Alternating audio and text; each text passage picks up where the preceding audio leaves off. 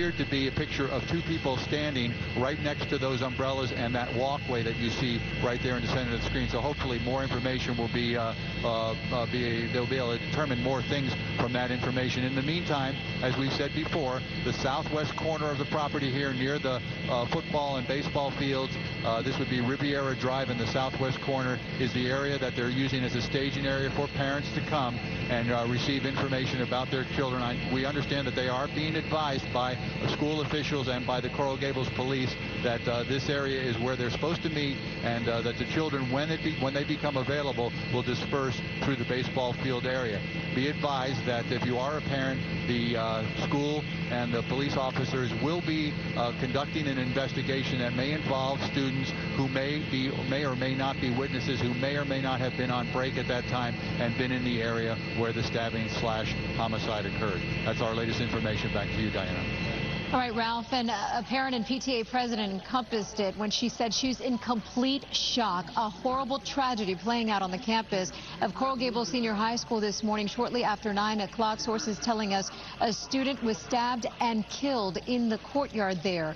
And this is the aftermath. Worried parents rushing to the school trying to get to those students.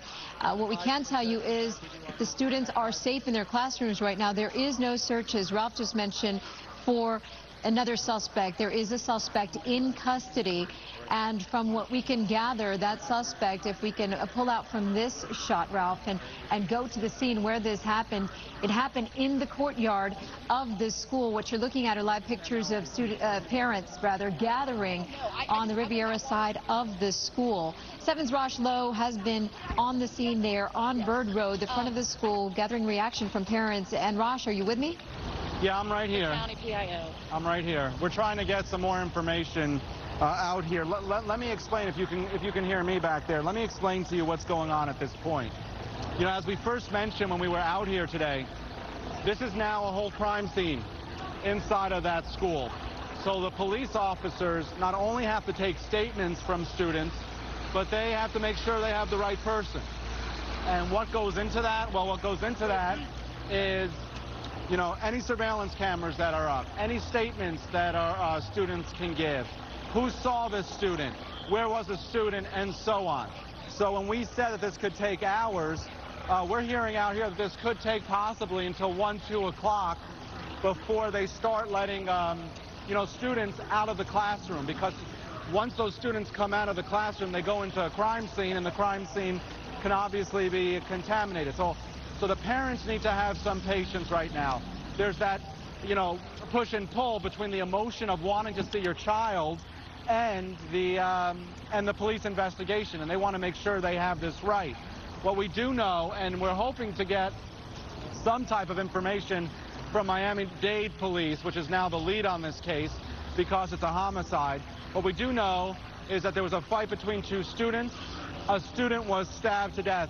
And I have to tell you, the common sentiment out here is that you don't expect to send your child to school and not to have your child return. What has given some parents relief, and obviously they're not by their television sets if they're heading out here, is when I told them that if you are related to the victim, that you would have been contacted already. And that gave them some relief, but they're not going to have full relief until they're able to see their child, and that at this point doesn't look like it's going to happen for some time, as police have to do they have to do their job, essentially. Without going into too much detail, they have to do their job. And Rosh, you can just imagine being that family member who got that phone call, that shocking news that you would never expect, especially on the campus of a school that is in a safe area, that has a great reputation, an international baccalaureate school. You heard the PTA president there say there is not a day that has passed that she has ever felt unsafe about sending her kids to that school. She's been a PTA president for 6 years. I myself went to school there, and my nephew's a student there and his friends there. And it is just a state of shock is what you feel when you hear news at any point this could ever possibly happen, and especially at a school when so many people feel is a safe environment, a place where you can send your child, they're getting a good education, and they will come home. And how horrible to get that phone call that your child is not only not coming home, but then to take a look at these pictures on your television screen and see the body of your child lying in the middle of a courtyard of the school that they went to, that they should have been safe at, that they should have come home from. And it's just a terrifying experience for all these parents. But again, like you mentioned, the parents of the victim in this case, the student who was stabbed and killed on campus there of the school, have been notified. A tragic day for that family. And I imagine that the hearts of all those people standing there go out to that family. And again, one suspect is in custody, and from at least one student that I spoke to telling me that the person who stabbed that student was another student. So you can imagine, you know, there's another family involved here whose child presumably stabbed a fellow student at the school. As you look at these live pictures there, parents have gathered out of just sheer shock and wanting to be close to their kids. This is as close as they're going to get right now.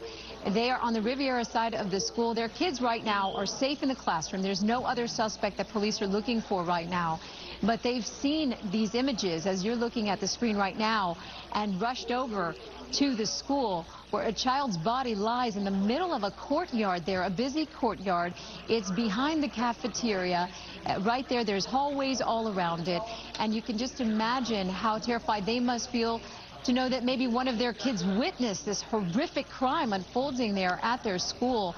And Rasha, as you continue to talk to the parents there, you and our parents ourselves, it's something just unimaginable that you just would never believe could really happen at a school. We go back to 2003, Jaime Goff, and it has happened again.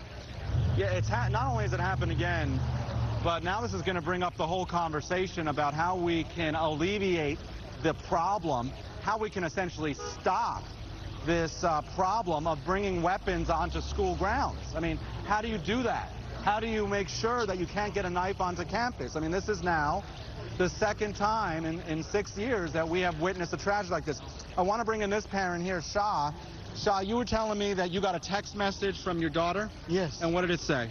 It said that there was a fatality in the school, and lots of cops, and they're trying to stop everybody from get out of the school. So you were at work when you got this text message, right? Yes, sir. And what goes through your mind? All sorts of bad thoughts. I mean, school's supposed to be safe. School's supposed to be safe. And so you get the text message, you drop everything, you leave work. Yes. You try to call the school, what happened? Phones keep ringing, but nobody answers. No, so you have no idea when your daughter, how old's your daughter? She's in the 9th grade. Tell me about this school. Has there been other issues at this school? Have you ever had concerns about this school? No. It's a good school, but I mean, this is some surprise to me. So what are you going to do from here? I'm trying to pick up my daughter, if they let me in. But it doesn't look like it. Yeah, so there we have a parent who, thank you, Shah. We have a parent who, you know, is at work and all of a sudden gets the call at work that there's been something going on in the school, and now they have to try to figure out how they're going to deal with it. So we have the parent who has stopped there. We have other parents here who, and we've seen this image all along, trying to rush to that corner of Riviera there, trying to get to their loved ones. And Raj, let's go over now to Richard Jordan, who's speaking to some parents as well on the other side of the school. And at this moment in time, they're not allowed to come out, that they will inform us when they will be allowed to come out, that there's no exact time when they're going to be exiting the school. So none of the students are able to use their cell phones right now? There's no communications in the school system inside or the phones by phone. They turn off the phones. You want your students out? We want our kids out, yeah, absolutely. That's what we're in the middle of. How does it make you feel not even be able to talk to your own kids? Well, obviously, I have not only mine, we have tons of kids here that we all came from another school. So we're very nervous. We just want to find out that they're okay. Your name is? My name is Maria. Zenos. Z-E-N-O-Z. Thank you. So there you heard that some parents just really want to see their children right now. Just a few minutes ago, Miami-Dade Police did make an announcement using their squad cars. The speaker on their squad car, they said in Spanish that as of right now, there are no plans to dismiss the students inside Gables High School. They're going to keep them inside the classrooms on lockdown until this whole situation is resolved. We have Dennis Moore here. His stepson is his first year at Gables, right? Yes, first year here. How did you hear about what was going on?